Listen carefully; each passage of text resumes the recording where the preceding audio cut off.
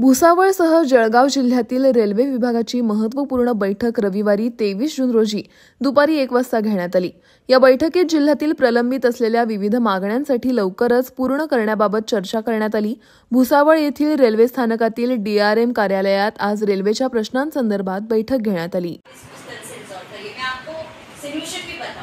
तब आपका काम आसान हो जाएगा। आप प्रस्ताव ऐसे भेज दीजिए। हाँ, मैं प्रस्ताव तो एक भेज चुकी हूँ, ये भेज दीजिए।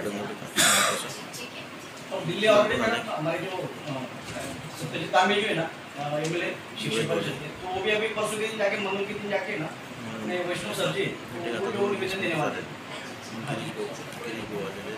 मतलब अच्छा से उसका मुद्दा करके और पूरा देखिए आपके लिए मतलब हम दोनों तरफ का प्रपोजल भेजते हैं इस तरह से कि अभी ये एग्जिस्टिंग इसकी ये प्रॉब्लम है। खरं म्हणजे रविवार आहे तरी पण डीआरएमने मला या ठिकाणी खूप मोठा वेळ दिला। 2 तास आमची सर्व रेल्वेच्या प्रश्नांवर या ठिकाणी सर्व चर्चा झालेली आहे।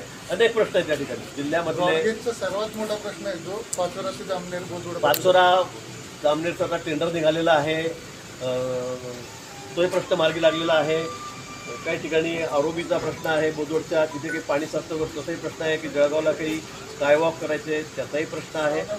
अनेक प्रश्न, सावद्याचा पण सुद्धा शेड करायचा विषय आहे तेही मंजूर झालेला आहे।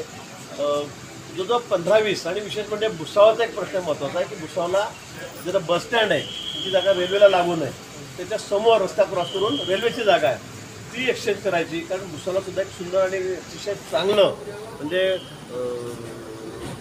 बस पोर्ट करायचं आहे आम्हाला, तर बस स्टँड नाही करायचं।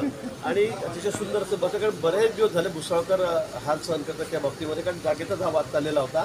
मी डीआरएमना आता आश्वासित केलेलं आहे की एका महिन्यामध्ये सावकारी साहेबांसोबत आहे म्हणजे आम्ही एका महिन्यामध्ये त्या ठिकाणी या बस स्टँडचा जो जागेचा विषय आहे म्हणजे एक्सचेंज करायची आहे तो आम्ही मार्गी लावून देऊ आणि नवीन बस स्टँड जळगावकरांसाठी लवकरच आम्ही त्या ठिकाणी देऊ।